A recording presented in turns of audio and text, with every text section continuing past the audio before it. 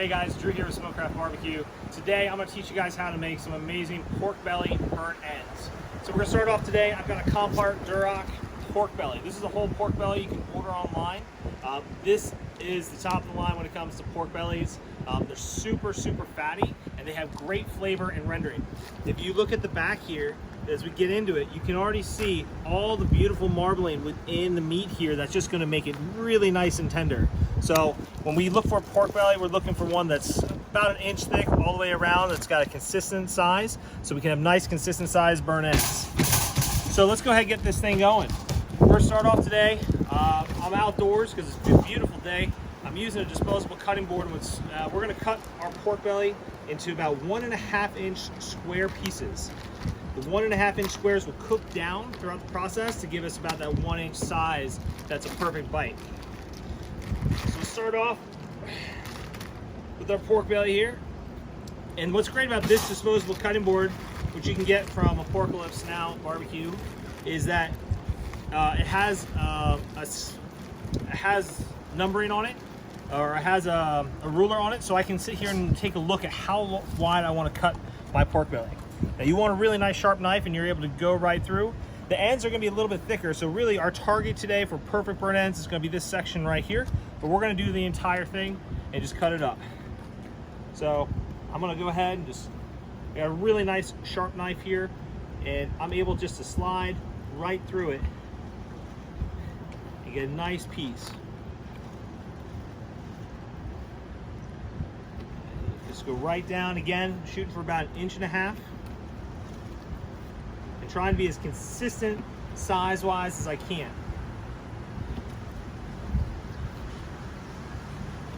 Now again, if you don't have a sharp knife, this could be a little bit harder. So having a really nice sharp knife is really important when you're cooking and cutting. Nice piece here.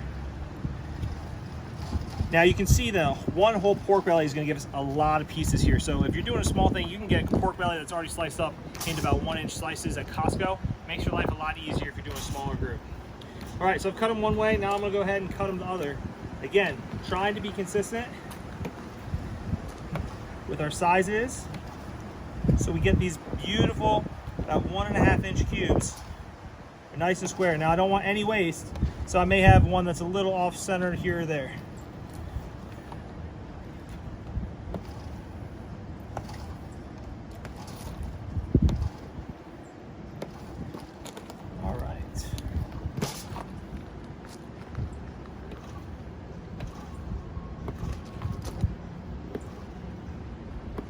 All right, so now what I'm gonna do, I'll go ahead and keep cutting these here in a moment, but I'm gonna go ahead, I'm gonna toss these pieces of pork belly, all these burnt ends, into a mixing bowl here, and I'm gonna go ahead and get ready to lay them out. Today, I'm gonna start off, I'm gonna take a pan.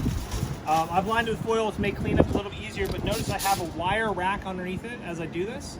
So this wire rack is going to help us get smoke underneath it and help the excess fat drain through the bottom, because this has a lot of fat, because pork belly is what they use to make bacon. So I'm going to take some cooking spray to make sure I can just pull this stuff right off and it doesn't stick. Spray it down. And today for a rub, I'm using Oink & Holler from Sugar's Barbecue. And for the pork belly, I like to add a little bit of cocoa powder to my rub. So I've added about a 1/4 cup of cocoa powder to a bag of the Oink & Holler, and I put it into a shaker here. So I'm just gonna go ahead and I'm just gonna liberally shake it over my pork belly. And then I'm gonna do the good old-fashioned wing toss.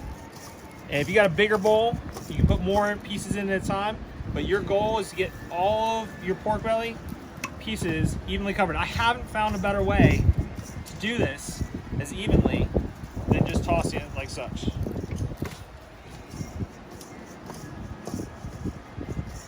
All right.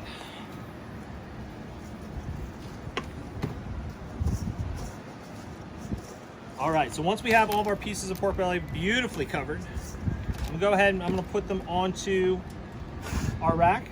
I wanna put them fat cap side up. This is so the fat protects the meat and it's gonna continue to base over on top of it. You can do it all the way around, but you risk drying out the meat as the smoke rolls over it. So I'm gonna go ahead and start laying these out. We're gonna go ahead and get this whole pork belly cut up, and then we're gonna get this into the smoker in just a few minutes. All right, so we've waited just about an hour with our pork belly burnt ends on the trays. This has allowed our rub to get all the way into the meat and penetrate it. Now we're gonna go ahead and get them into our smoker, loaded it up, we are at 275 degrees, and we're gonna cook at 275 for about an hour and a half. We're cooking today in a 270 KC model. You can see I've taken out all the extra trays, so I just have the 2 trays going in to give it maximum airflow without it. A water pan at the bottom. We'll go ahead and close this up. Toss in 2 chunks of cherry wood. We'll see this in an hour and a half.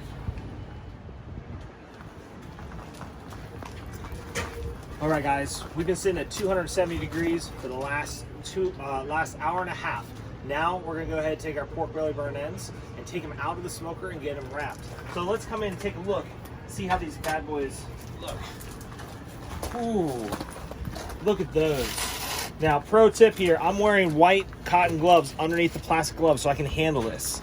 But my goodness, look how great color-wise those look. You can see that they've expanded and the fat has expanded as we go. But let's go over here to the table and take the next step. All right. So these are looking absolutely fantastic. So the next thing we're gonna do here is we're gonna go ahead and get these wrapped and put them back in because we wanna render all the fat down as we go. So what I'm gonna do, I'm gonna go ahead and take these off individually and I'm gonna put them into a half pan. I'm using a disposable half pan because I'm out on the road, but if you're at home and you got a pan, you can put them in at home.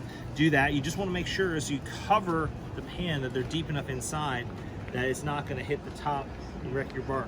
Notice how I'm placing them inside the pan and I'm continuing to leave them just as they were on the rack. I want that fat up because I really want to get the rendering underneath in as we do this here. So we got some really great color. They've popped up nicely. We're gonna go ahead and get them in as tight as we can, as many of them in as we can. And don't be afraid to put a couple on top if you have to. It looks like we're gonna have to tonight. The point is to get them all in, get them all rendered down. All right, so now that I've got them all into my pan, I've already pre-cut some salted butter. I'm using Kerrygold Irish butter. This has got a really nice high fat content, which is gonna melt really nicely. For each pan, you wanna use 2 normal sticks and just cut them rough chop into cubes. It's all gonna melt, so it doesn't have to be perfect at all. So we're gonna take these and we're just gonna throw them right on top.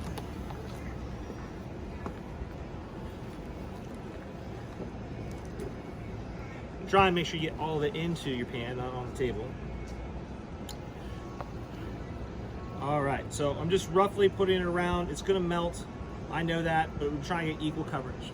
Next thing I'm gonna do, I'm gonna take some clover honey, just US grade A clover honey, and I'm gonna go ahead and go over these, and I'm gonna go up and down each way to make sure my honey gets on top of every single burnt end. I'm gonna crisscross, go back and forth, and this will help give a nice flavor to each piece. Instead of just putting it in there, it's gonna make sure it's on the top there and keep some of that moisture in. And finally, I'm gonna take some Domino's granulated brown sugar. I like the granulated brown sugar when I cook because I got more control on where it goes, and it's gonna melt a lot better as I'm going back into the smoker. Sometimes if you use regular brown sugar, it can get clumpy and it's not gonna melt and break down. So I want just a nice even coverage right on top, just like that. All right, so now what I'm gonna do is I'm gonna go ahead and cover this with 2 layers of foil, and we're gonna put it right back into the smoker.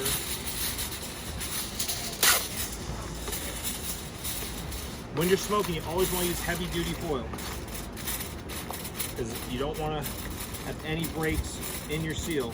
We want it to be really tight because, again, at this point we're rendering. We're no longer trying to take on smoke. We're not trying to add any more flavors. We're just trying to get it to break down and be super, super tender. All All right, so we're gonna go ahead, put this one back in the smoker, and I'm gonna grab the other one. The next time you see these will be in an hour when we take them back out, and then we're gonna sauce them and I'll show you what we do to finish them off.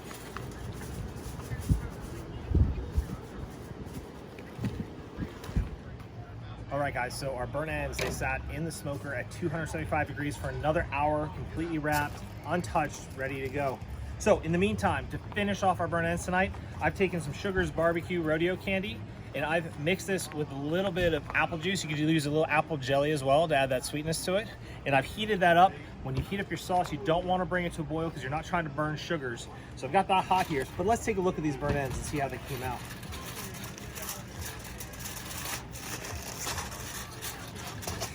Now, the hope and goal here, oh, come take a look at those.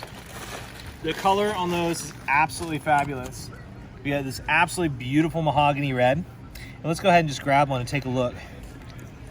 See how it's just perfectly rendered and jiggly like that? That is exactly what we're looking for, but it's gonna have great flavor. So now, what you're gonna do when you finish these off, you take your sauce, which is nice and hot. You take them, just a quick dip. Again, you want your sauce to be relatively thin as you do it. And if you want to, you can put these on another rack just to let the sauce drip off. But these are going right to get eaten right away. So we're just gonna dip them and go. But that's it, pork belly burnt ends. This is something that's really easy, something you can do at home. Great appetizer for any time of year. Great for parties. But let's go ahead and take that bite and see how it came out. I'm sure it's gonna be really hot, but I just can't wait.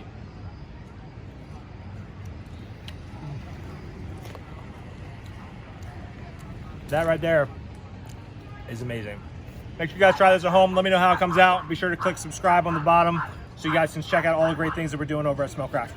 Oh, so good.